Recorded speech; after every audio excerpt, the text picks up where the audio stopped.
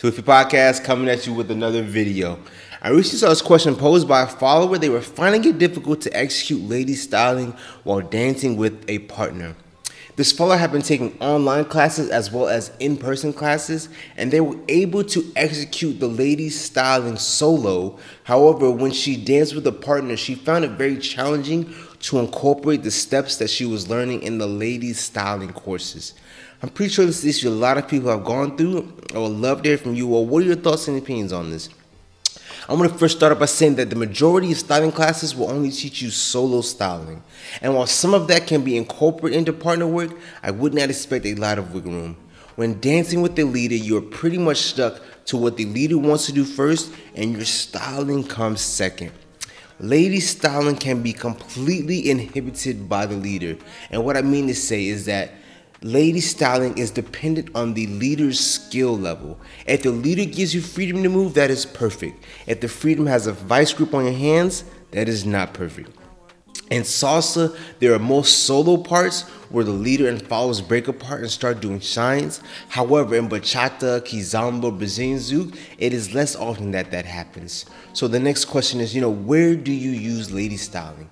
I think that you are afforded the opportunity to use lady styling with more experienced leaders, since they won't mind when you take 4 to 8 counts longer to grab their hand when they present it. When the leader frees up one arm because he's doing a turn or some body movement for himself, you can then swing away or do some footwork for a few counts. On that rare occasion where the leader does give you more space and invites you to go wild on the solo part, go at it, have fun, have a blast. Just keep in mind, styling classes are most useful to learn to use your body and the energy you'll get in partner work, but they rarely will be used in complete combinations on the dance floor. I do believe that it's easier to incorporate hand styling than foot styling.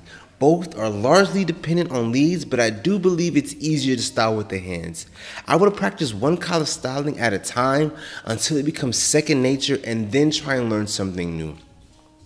I would also like to throw in that styling is something to be added in small touches where it's needed and where it works. I am not trying to limit the followers, but I believe that styling is of the nature where less is more.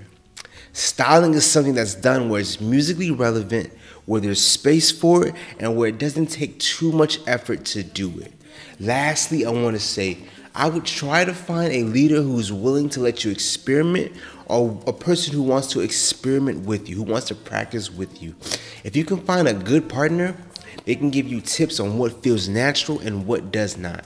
I find a lot of styling can be obtrusive to the flow of dance if it is not timed properly and correctly. Of course, paying attention to your lead is #1 priority, but working on your styling can make it look even more fresh, even better. Try to work on quick styling techniques that aren't too fancy, and try to incorporate it in different basic moves like a right turn or left turn. Eventually, after enough time, it will become muscle memory. These are just my thoughts and opinions on this. Thank you so much.